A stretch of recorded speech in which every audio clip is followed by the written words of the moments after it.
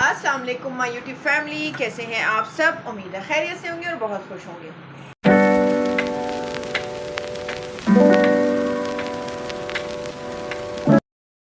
आज हम बनाने जा रहे हैं बीफ ढाबा स्टाइल कढ़ाई। बीफ की बहुत मज़े की बनती है कढ़ाई। तो इसके लिए क्या किया मैंने, यहाँ गोश्त लिया। अच्छा, गोश्त मिक्स है, हड्डियाँ भी हैं इसमें, चिकना गोश्त भी है और बोंग का गोश्त भी है। ठीक है, तो यहाँ मैंने ले लिया है ऑयल, तकरीबन 1 कप मेजरमेंट कप। ठीक है, उसमें सबसे पहले हम करेंगे गोश्त को फ्राई।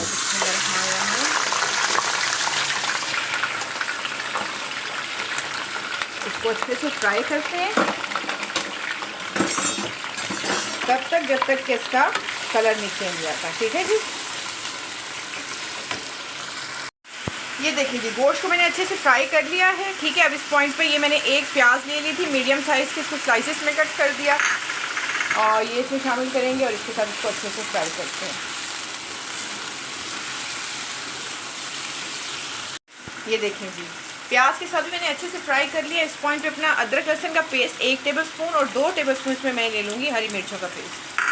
ठीक है जी, ये क्यूब की सूरत में है और 1 क्यूब 1 टेबलस्पून के बराबर है। ठीक है, मैं पीस के इसको फ्रीज कर देती हूँ। अब इसके साथ हम इसको फ्राई करते हैं, फिर आपको दिखाते हैं। ये देखें जी, अदरक लहसुन और हरी मिर्चों के पेस्ट के साथ इसको मैंने अच्छे से फ्राई किया। इस पॉइंट पर इसमें हम डालेंगे नमक 1 टीस्पून। ठीक है, अच्छा गोश्त मैंने ना 1 किलो लिया था। ठीक है, और अब इसमें हम लेंगे काली मिर्च कुटी हुई 1/2 टीस्पून। ठीक है, इसको मिक्स करते हैं। अब इसमें हम अपने टमाटर शामिल करेंगे।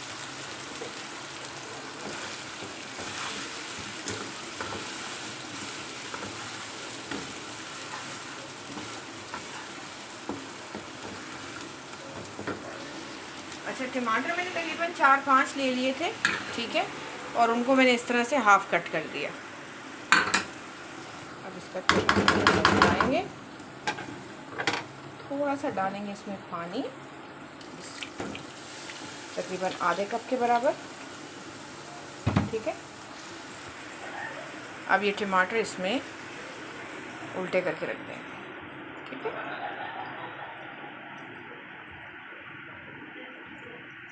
जब टमाटर थोड़े सॉफ्ट हो जाएंगे फिर हम इसकी स्किन उतार देंगे। ठीक है, और फिर इसको पकने के लिए छोड़ देंगे। ठीक है जी, अब इसको कवर करते हैं 10 मिनट तक, फिर आपको दिखाते हैं। ये देख लीजिए, तकरीबन 10 मिनट हो चुके हैं। ठीक है, ये टमाटर के छिलके हो गए सॉफ्ट, ये हम निकाल देंगे। ठीक है, ये सारे छिलके मैं निकालती हूँ, फिर आपको दिखाती हूँ। ये देखें जी, सारे छिलके मैंने निकाल दिए हैं। अब ये टमाटर थोड़े अंदर दबा देते हैं। गोश्त हमारा अभी नहीं गला है क्योंकि गोश्त गलने में तो टाइम लगेगा, बीफ है इसको थोड़ा टाइम लगता है गलने में।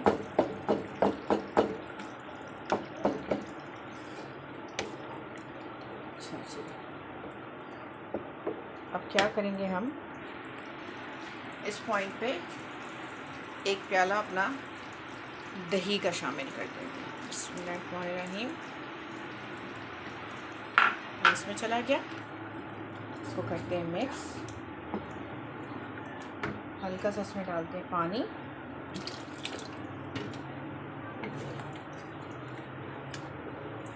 ठीक है, अब इसको स्लो फ्लेम पे पकने के लिए छोड़ देंगे तब तक जब तक हमारा गोश्त नहीं गल जाता। ठीक है जी, मिलते हैं आपसे फिर। ये देखिए जी, इसको पकते हुए तकरीबन 40 to 45 मिनट्स हो गए। ठीक है, बीच बीच में मैंने चेक किया था, गोश्त हमारा जो है वो गल चुका है। ठीक है, और अब हम क्या करेंगे, इसकी फ्लेम करेंगे फुल और साथ ही हम इसमें भुना कुटा ज़ीरा 1/2 टीस्पून और 1/2 टीस्पून इसमें भुना कुटा धनिया डालेंगे। ठीक है जी, और अब इसकी करेंगे अच्छे से भुनाई। तब तक भूनना है हमें जब तक कि इसका ऑयल बाहर नहीं आता, और टमाटर भी हम साथ साथ इसके दबा देंगे, बिल्कुल मैश कर देंगे। ठीक है, ये देखिए, इसको मैंने अच्छे से भून लिया, इसका ऑयल जो है वो प्रॉपरली बाहर आ चुका है। ठीक है जी, अब अपनी फ्लेम करते हैं हम ऑफ और लास्ट में हम इसमें 2-3 हरी मिर्ची और हरा धनिया काट के डालते हैं। ठीक है जी, अब इसको डिश आउट करते हैं और फिर आपको दिखाते हैं। ये देखिए जी, मैंने डिश आउट कर दिया है। ठीक है जी, साथ में सलाद और रायता भी बना दिया है। अब इसको हम गरम गरम नान के साथ सर्व करेंगे और खूब मज़े से खाएंगे।